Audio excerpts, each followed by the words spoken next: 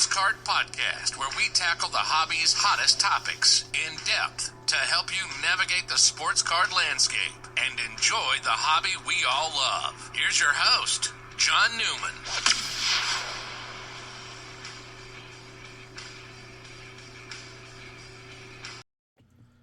Hey folks, it's John Newman. Before we actually start the episode, I wanted to add this little prelude before the actual episode starts itself. I just wanted to, give you a little bit background of I'm going to explain in the episode why Jackie means as much to me as he does. But I had recorded this probably 4 or 5 weeks ago, later than you're hearing it now. And then I decided, with Black History Month coming up, I'll sort of hold it back and release it during this month, just kind of to do the month due respect and the episode due respect. So, again, Jackie, very early on, growing up in Brooklyn, was someone that became someone I idolized, looked up to, learned a lot about. And this episode's not really going to be about all his stats and accomplishments. Those speak for themselves. But it's going to be more about how and why he became that person to me, what it was, and how that all went down. So there's going to be a, full disclosure, a little warning. There'll be a lot of me in here.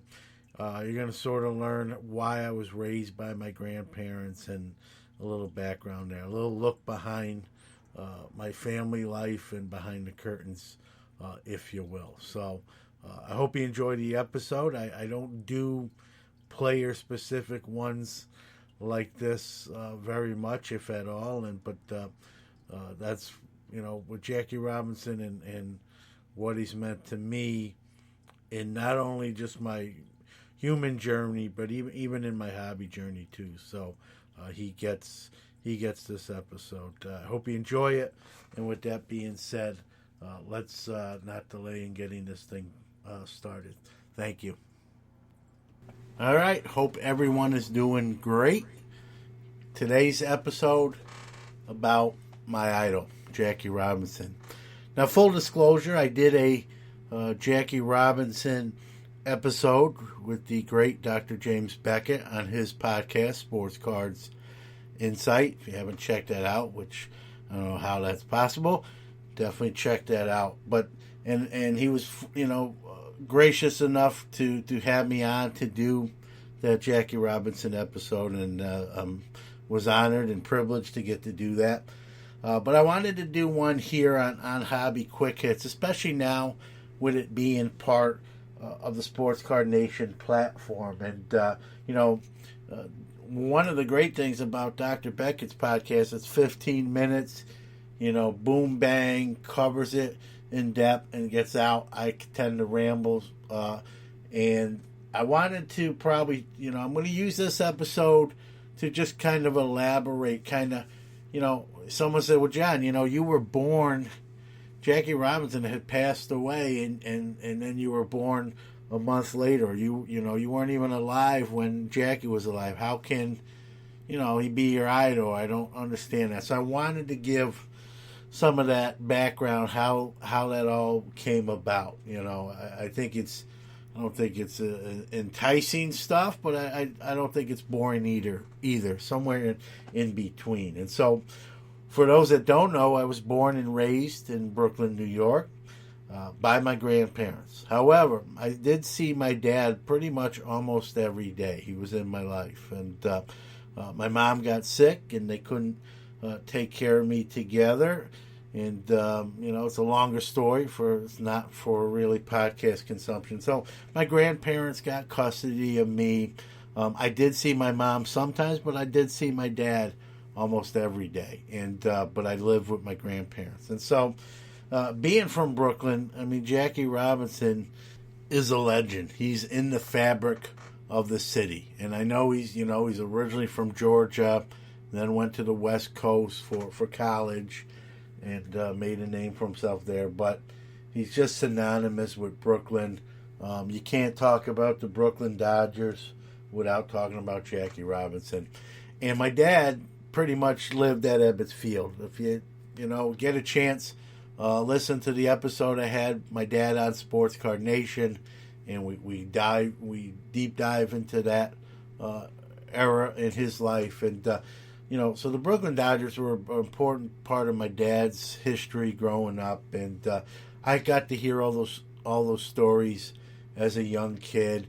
I didn't appreciate them as much as I do now because I didn't understand them as much as I do now, as an older person. And so, Jackie Robinson, learning about the man and what he endured, and didn't just kept doing what he loved and didn't let others who were not fond of him deter him. He's served in the military, so he served our country. I mean, if you look at him from every facet of his life, from even being born to a family of sharecroppers,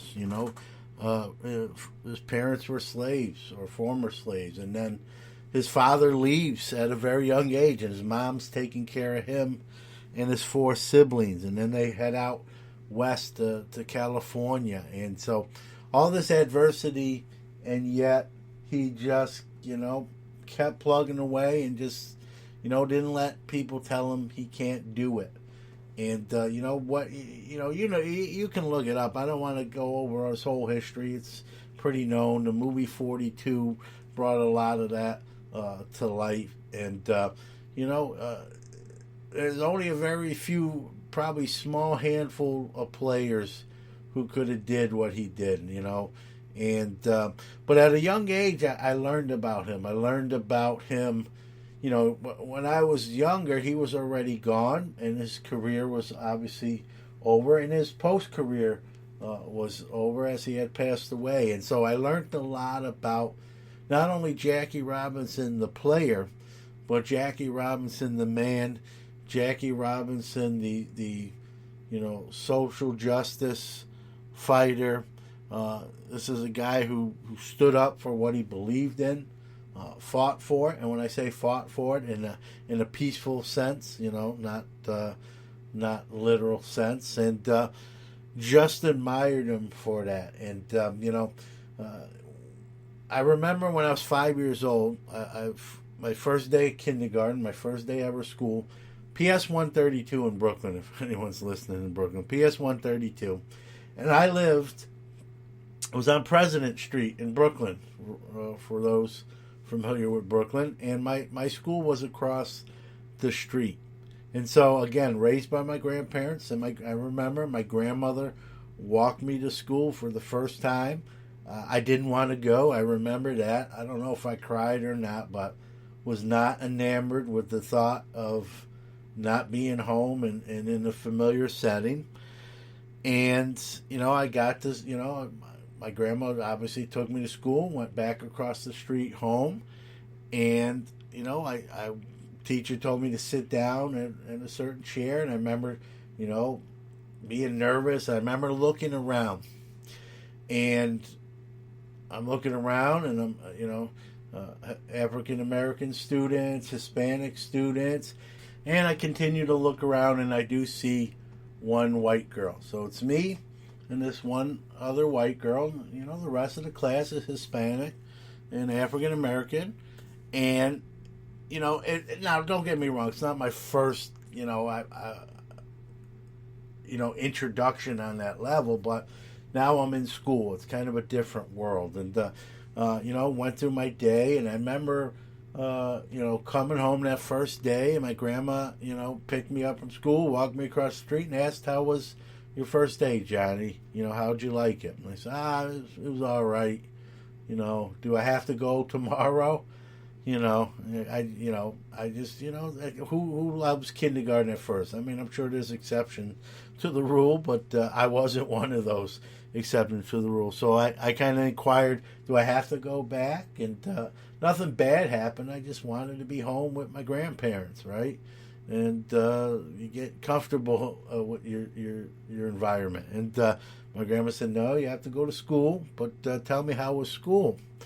And I told my grandma, I said, me and this other girl are the only white kids in the class, And at this point, I don't have any sort of semblance of, racial things and injustices. I just made an observation. And my grandma said something to me that day that, I'm going to be dramatic here, kind of changed the course of my life really forever. And I'm not saying if she wouldn't have said this that I would have been different, but she said something to me that day. I remember it like it was yesterday. She said, John, you're young, but I want you to realize that there's good and bad in every race and every color. Do not see color. See people and their actions. Don't judge people by the color of their skin. And that day, I mean, that stuck with me, and it was how I was raised. My grandma was a great woman who took care of a lot of people, helped with raising even my older sister. When she was younger, anyone on the street was sick, she'd cook for them. She'd have people come over and sit down and make them a plate. That's the kind of woman she was. And I always say if I wouldn't change much about being raised by my grandparents. Actually, nothing at all. So she said this to me that day, and it stuck with me. And I heard it. I listened, and it's true.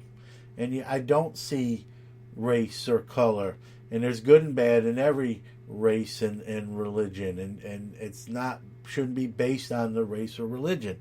And so from a very early age, at 5 years old, that's how I was brought up. And hearing my dad talk about the stories about Jackie and the Brooklyn Dodgers, I just piqued an interest in me. And I got into cards at 7 in 1979, but at that point it really, Jackie Robinson wasn't in packs. In today's cards, they'll put those retired and former players and Hall of Famers in current products. Well, in 1979, they weren't doing that. So I didn't have any Jackie Robinson cards. My dad's cards at that point were long gone. My grandma probably threw them out. They beat them up. They got thrown out.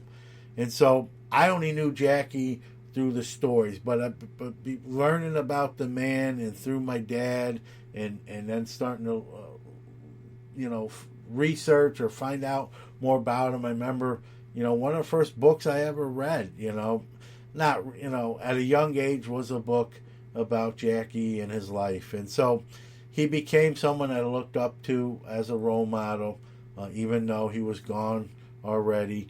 And when I got into cards, I was 7 years old. I didn't have money. I just, I'd get money to buy packs of cards. But when I really, started to get older and got more money, I start working in a card store at age 14.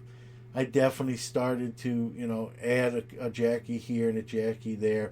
Every book report I did in school, I tried to do about Jackie Robinson, every essay, every speech, to the point, teachers were like, John, we know you love Jackie Robinson, please pick someone else this time. Kind of funny story there. And so he became, someone I looked up to. And then it translated into cards. I just kind of, tried to get some Jackie cards. And but to me, he's more than even the baseball player. And, he's a tremendous human being. And so I wanted kind of to share, people ask me like, how, I get that sometimes, why Jackie?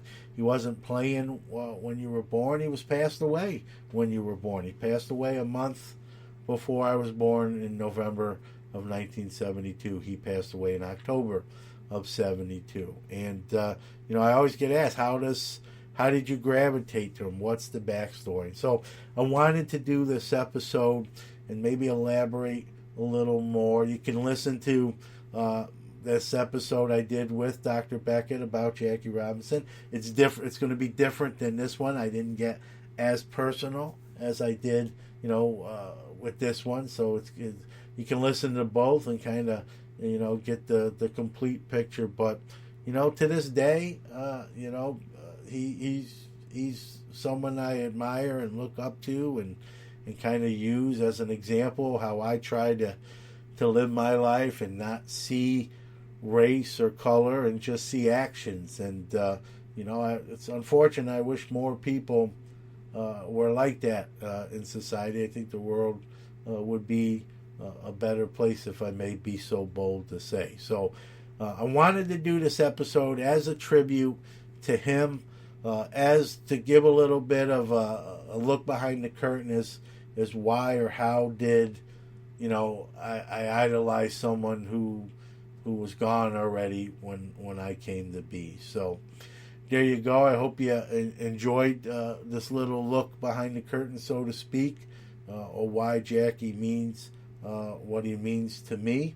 And if you enjoyed the show, thank you. And again, I appreciate everyone out there listening, and a little personal side other than cards here and there that I'll mix in with these podcasts. So with that being said, I wish everyone well. Take care. We'll see you next time. Hey folks, thanks for listening to the show. Wanted to give out our social media links where you can follow the show even when you're not listening to it. On Twitter, we are at Hits Hobby, HitsHobby, HITSHOBBY. On Instagram, we are at Hobby Quick Hits Podcast, at Hobby Quick Hits Podcast, all one word.